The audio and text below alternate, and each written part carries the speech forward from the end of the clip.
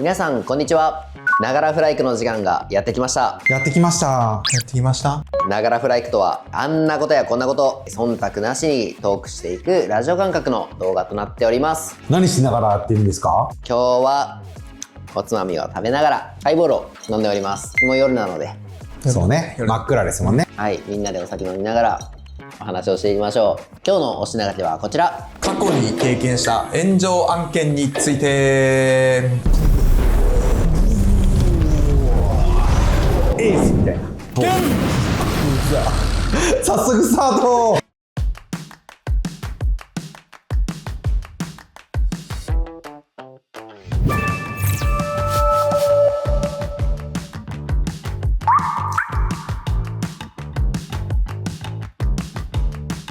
じゃあ今日のお品書きは炎上案件前職。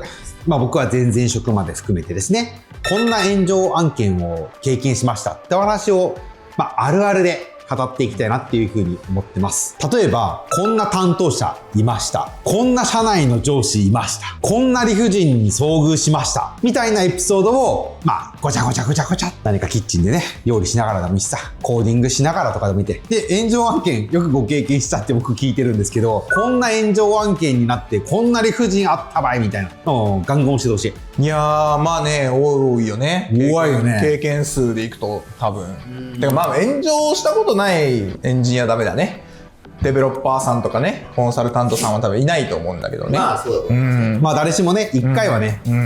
じゃあ腹立つのは、炎上すべくして炎上してる感じ。炎上するために受注してるみたいな感じだね。そう。もう案件始まる前に、はい、炎上みたいな。炎上前提の取り方。炎上前提で、どうやったらこれは炎上を、最小限で抑えれるかなみたいなのをなんで考えながらキックオフするんだろうみたいなのはもう腹立ちますね。あれ何なんだろうね。受注したい思いがやっぱ強いんじゃないですかね。いや、それできんやんみたいな。無理やんみたいなね、取り方はやめてほしいかな。だけ営業と、ね、ディベロッパーたちがバチバチする。でもそっちの方が強いですかね。僕比較的に炎上案件にあんまり差し込まれたことがなくて、ってことは正味なくて、あるとしたら今ちょっとありましたけど、営業とのみたいなところはやっぱりあるかなと思ってて、やっぱりどうしても受注したいっていうのはあるので、受注するためにはってなった時にやっぱパッと思いつくのって値段を下げるじゃないですか。と言っても僕ら開発者側だったじゃないですか。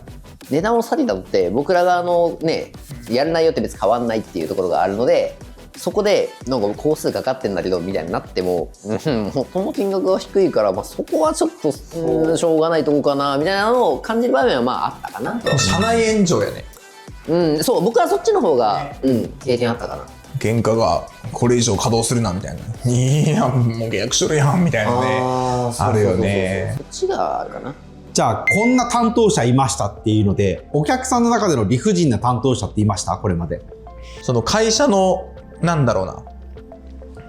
握られてるみたいなのをうまく使ってくる輩はいっぱいいましたね。例えば過去にこういうことありましたよね。その時僕上にうまく言いましたよね。そんな人いたの？いますよ。普通にザラに。フライクでそういうお客さんいる？全然いないよね。フライクじゃなくてですね。っていうのはなんて言うんだろうな。弱みをついてくるみたいな。弱みを握られているみたいなのをうまく利用してくる。穴をついてくるとか。そう。もう何も言えねえみたいな。なるほど。何も言えねえみたいなの結構あったかな。担当者お客さん。でそれがゆえにこの人に言えばこうしてくれるからって直で担当に言ってこない。自分に優しい私の上司とかに言って、上司から私にどうなってんだおーみたいな全員敵みたいなっていうのはありましたね。社内が敵って嫌だね。社内が敵辛いですね。結果お客さんも敵だし、僕がね社外で振っちゃったけど、僕社内の人ですごく嫌だったことがあって、前々職かな、これ全く悪くないのに炎上した時があって、なんで炎上したかっていうと、それこそさ、営業があれできますできますって言って、で岡山だったんですよね、お客さんがね。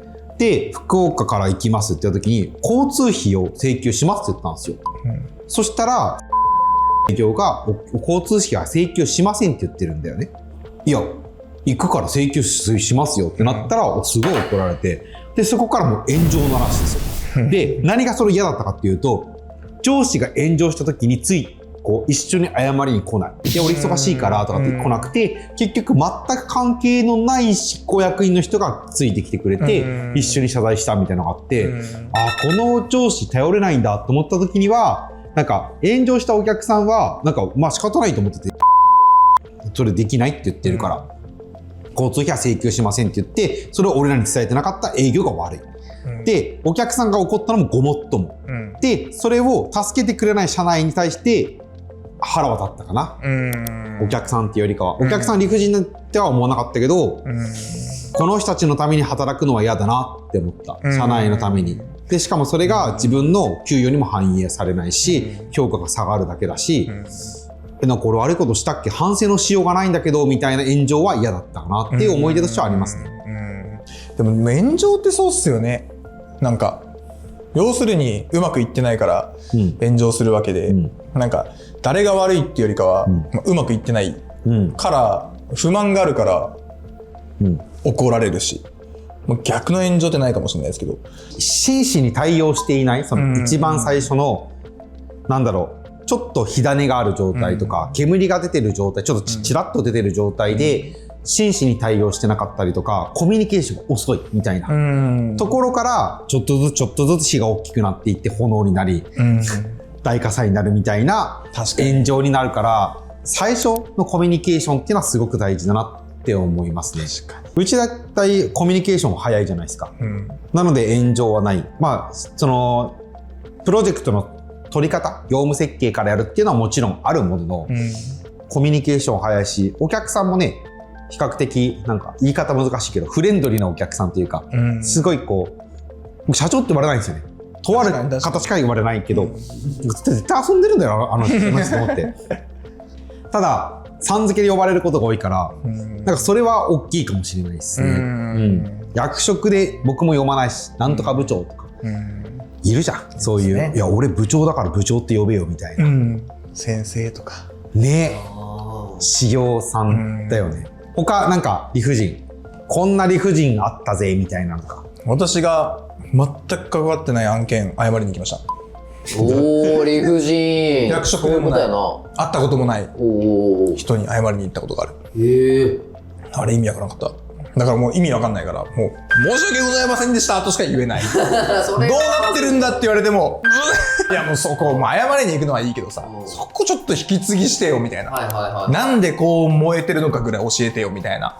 っていうのはね、理不尽。それはまあ理不尽かもね。理不尽だと思う。しかも別に役職者じゃないっていうね。そうだね。リーダーみたいな。まあそうだね、リーダー。そう。俺みたいな。あれはね、謎だったね。さっきの話じゃないけどさ、フォローしてくれない上司はいらないよ。まあそうですね。最後に一緒に謝ってくれないとか。だってその担当者の人とか、そのメンバーとかはさ、炎上させたくてしてるわけじゃなくて、一生懸命した結果炎上してるのだって、それをフォローしてくれる上司がいないとか、責任を押し付けるみたいなのは、なんか俺上司としてどうかなみたいなのはすごいある。そうなんですよね。こっちに非があるものは謝るしかないですけど、先方に非があることもあるじゃないですか。それに対して謝る上司はイラつきますね。伝えるべきことを伝えるべきじゃん、上司として。まあ、こうなってすいませんと。でも、うちにはこういう原因あったけど、御社側にもこういう要因ありましたよねって。だから、今後今からこうやっていきましょうよって言える上司であるべきだと思ってて。まあ前に進めていけたらいいもんね。そう。要するに、お客さんが怒られてるの怖いから、とりあえず、なんだろうな。それを鎮火させようみたいな。うちに非がないのに謝る奴ら。どうなっとるんやと。まあ、うちのことで言うと、絆創膏型の火消し。そう。今の自分楽にするためにとりあえず謝ってこうみたいなのはね、ちょっとやめてほしいかな。そういう観点で言うと、俺議事録を一生懸命みんな一言一句取って結論まとめてお客さんに共有してるじゃないですか。それで炎上してしまったのであれば、お客さんにも非があると思ってて、ちゃんと共有してるじゃん。でしかも打ち合わせが終わって16時までの打ち合わせの分はその日のうちに共有してるし、15時とか18時まで終わってる内容は翌日の10時まで共有するっていうルールでちゃんと共有して、で内容を理解してもらって反応までもらうところやってると、これがないと僕たち資料作りませんって言っているわけだから、それはお客さんとの合意形成のもと進んでるから、あの議事録をサボらない限り炎上はなかなか起きづらいんじゃないかなと思ってる。そうですね。炎上するときはうちが悪いですもんね。その議事録に対してやることやってないから怒ってる。そうだね。なんか、自分たちの身を守るためでもあるし、自分たちをストイックにするためでもあるっていうのはすごく健全だなと思いますね。業務設計とかシステム設計とかのプロジェクトって僕たちがお金をもらってるから僕たちがコンサルティングするんじゃなくてお客さんのプロジェクトなんですよね。そもそもお客さんが協力しなかったら進めないから、お客さんが協力していないお客さんはもう切らなくちゃいけないんですよね。だって僕たちできないもん、サービスを。ってなったら放置してたら炎上すると思う。だけどもう勇気を持って契約切りましょう。っていうのをしっかりフェアに言うことで炎上はなくなるんじゃないかなって思ってる。でもそれ嬉しいよね、会社が切ってくれるって。そうですね。ね、もうストレスだもんね、ずっと。何やっても怒られる。こっち悪くないのに怒られる。謝らないといけない。電話かかってきて、その番号を見るたんびに、ってなる。それを、言えないわけじゃん、担当って。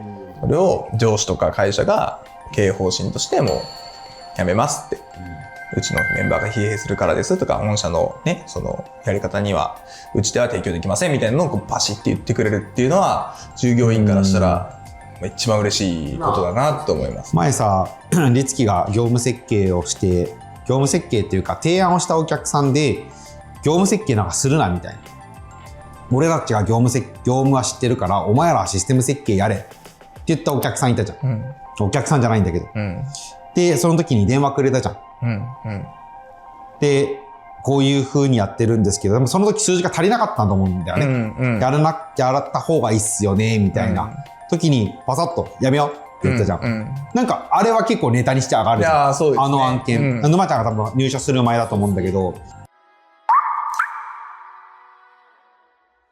僕が多分東京に出張している時に電話が来て、僕はホテルで電話取った記憶がすごいあって、電話していいっすかみたいな感じで、この時間だったら大丈夫よって電話した時に、辞めたメンバーと律樹が電話してきてくれて、こういう風な案件でこれぐらいだったら取れるんですけどどうしますって、やめよう、だってやりたくないでしょって言ったら、はい、だったらやめようぜって言って、お客さんにも断って。そう。あれ、賞賛だった。もう一人のメンバーと。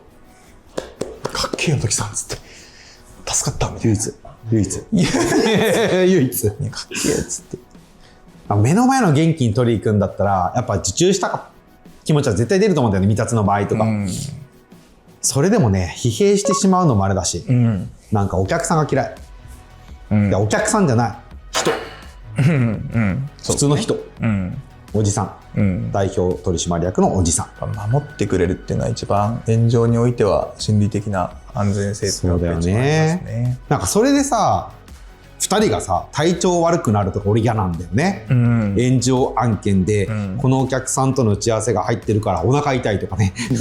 ありそうじゃん。そうですね。それはすごい嫌だ。炎上案件について話をしてきたけど、たくさんありますわな。そういうふうな炎上案件にしないようにするためにも、フライクのやり方は、引き続きやっていきながら、ブラッシュアップできるところはしていって、もうみんなが働くメンバーとか、あと業務委託の人も含めてね、あと家族もね、なんか素敵な時間になれるように、そうですね。働く時間、旗を楽にするってもあるし、楽しまないとね、人生なんでね。そうですね。ということで、今日はお疲れ様でした。ありがとうございました。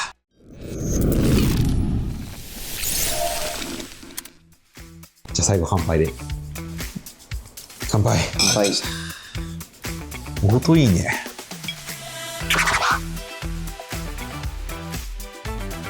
ってくれるでしょみたいな感じでカチンときたけど資料作ってやって何か仕事あげましょうかみたいなこと言ったんで、もうこいつ仕事しねって思って、買ってやるぜスタンスよりはやりたいにさせる方なのかなと。